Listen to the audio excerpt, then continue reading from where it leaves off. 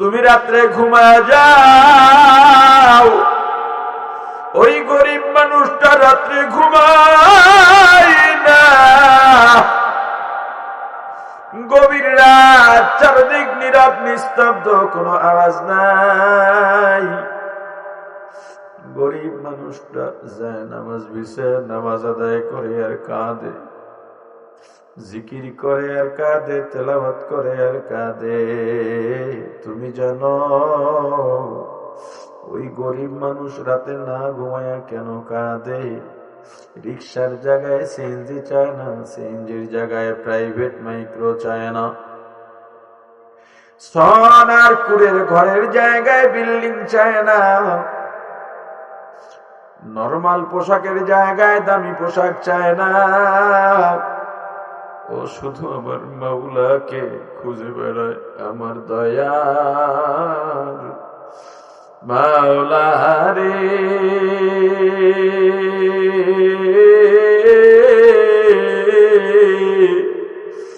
আমার দয়ার মাবুদ রে, আমার দয়ার মাওলা রে।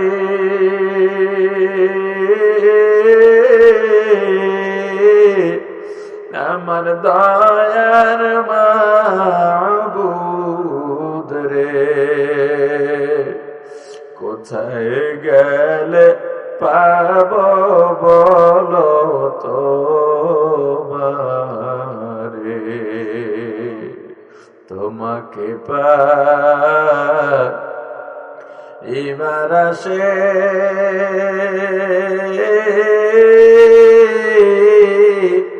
ঘুরে আমি দেশ বিদেশ, তবু পাইয়াও বুঝি পাইলাম না। ফাইনামা তুওয়াল্লু ফাতাম্মা ওয়াজহুল্লাহ। আল্লাহ বলেন, এ বান্দা কোথায় খুঁজে বেড়াস? তুই যেদিকেই তোর চোখ ঘুরাবি, ঘাড় ঘুরাবি, মুখ ফিরাবি, সেদিকে আমি আল্লাহকে পাবি।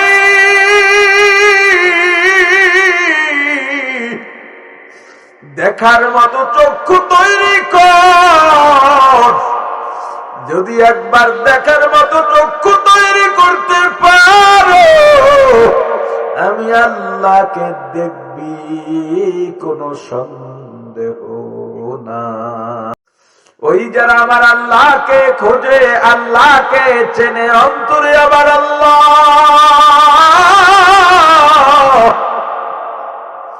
আল্লাহর মায়ায় কলবটা ভরপুর, গাছের দিকে তাকাইলে আবার আল্লাহকে দেখতে পায়। এক দুনিয়াদার বুদ্ধিমান গাছের দিকে তাকায়া হিসাব করে গাছটা কত বছর বয়স হলো, কতটুকু সারি হলো, কয়টা তক্তা হবে, ফার্নিচার কেমন হবে, দাম কেমন হবে। আরেকজন আল্লাহওয়ালা গাছের দিকে তাকায় আমার আল্লাহকে পেয়ে যায়। এই গাছটা কে বানাইলি? এত সুন্দর করে কে বানাইছে? একটা কুমড়া গাছ, চিকন লতার একটা গাছ। ওই কুমড়ার গাছের নিচে মাইলকে মাইল ধরে আপনি মাটি খোঁড়েন, মেশিনারি পাননি, পাবেন না। কারেন্টের লাইন আসেনি, না নাই। একটা শুকনা কুমড়ার দানা মাটির মধ্যে পুঁতে দিল, জ্ঞান লাগে না, যোগ্যতা লাগে না, নিয়ম জানা লাগে না।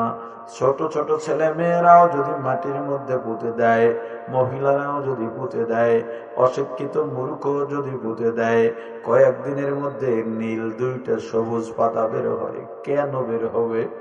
কেন বের হবে? একজন মুমিন যখন ভাববে কেন বের হবে, প্রশ্ন করতে করতেই তো বেকার হয়ে যাওয়ার কথা। ওরে আমার ভাই, ওই পাতা আজ পর্যন্ত দুনিয়ার কোন বিজ্ঞানী গজাইয়া দেখাইতে পারে নাই। ওই দুইটা পাতার মধ্য দিয়ে আবার পাতা গজায়, একটা সময় লতা হয়ে যায়, পাতার গোড়ায় গোড়ায় হলুদ রঙের ফুল বের হয়। ওই ফুলের গোড়ায় ছোট্ট ছোট্ট কুমড়া, কুমড়াটা এক সময় বিশাল হয়ে যায়। আমার নিজের দেখা যাত্রাবাড়ি, সবজি আরো 13 মণ ওজনের কুমড়া। বলেন তো 13 মণ ওজনের কুমড়ার জন্য গাছটা তো বট গাছের মতো মোটা হওয়া লাগে। ওরে ভাই,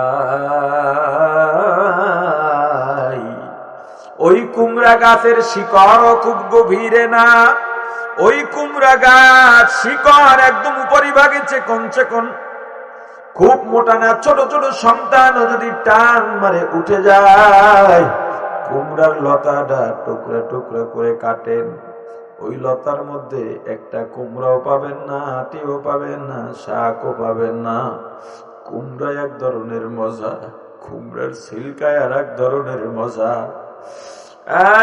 কুমড়ার ভিতরে যে আটি আছে, আটিগুলো শুকাইয়া টালবেন, ওইটার মধ্যে আর এক ধরনের মজা।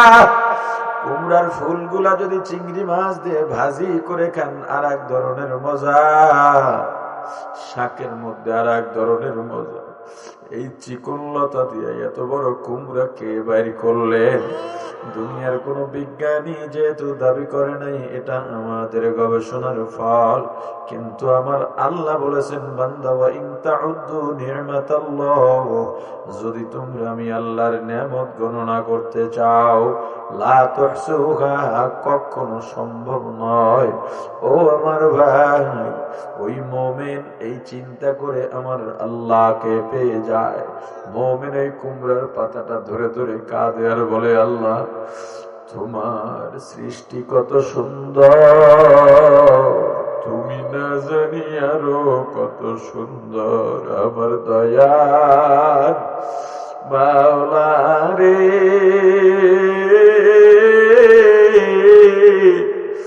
আমার দয়ার মাবুদ রে। ওরে আমার ভাই, অন্তরের মধ্যে ভয় ঢুকাও, গুনার জন্য অনুতপ্ততা ঢুকাও।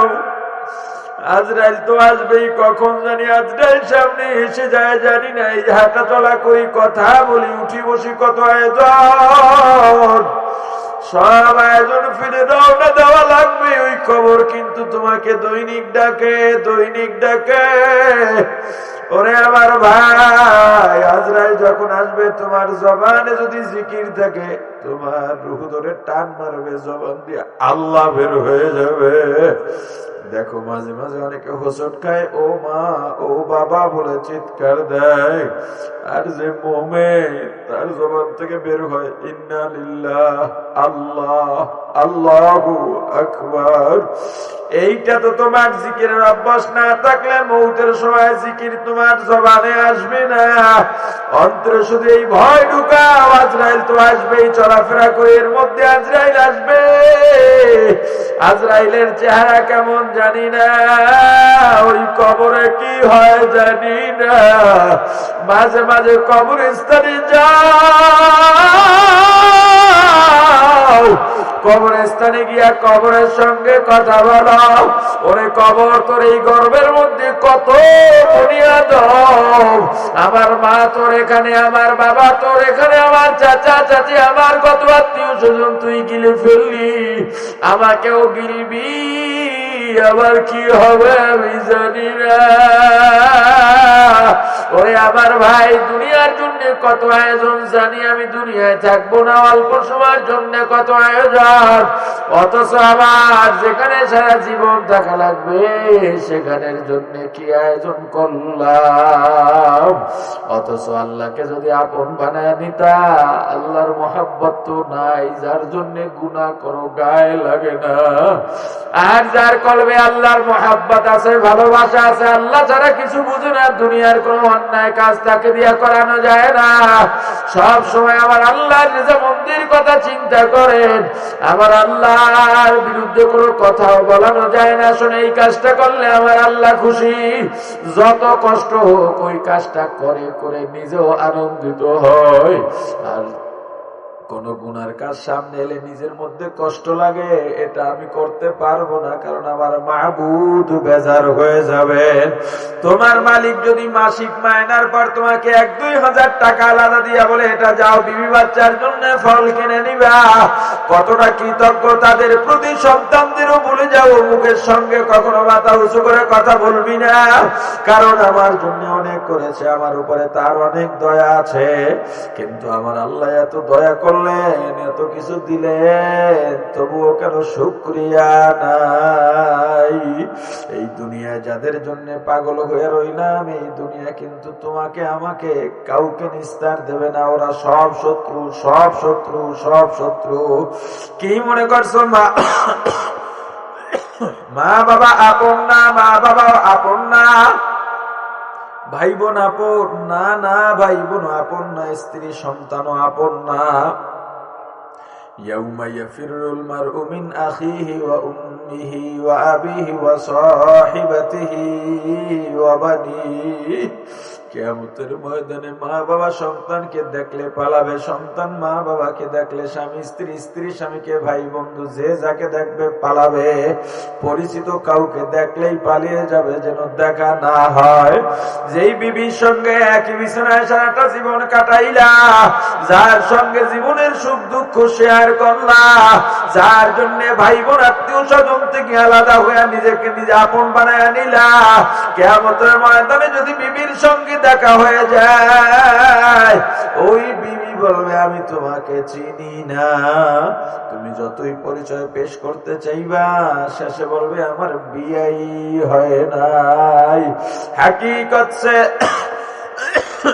তু দুনিয়া বেখবর হয়, दुनिया की नुमाइश पर नजर है, नमी गोयम के आज दुनिया जुदा बाश, बहर कारे के बाशिबा खुदा बाश, सिस्ते दुनिया आज खुदा गाफिल बुदन, मैं कमाशो नुकरगो ফরজিন্দজান।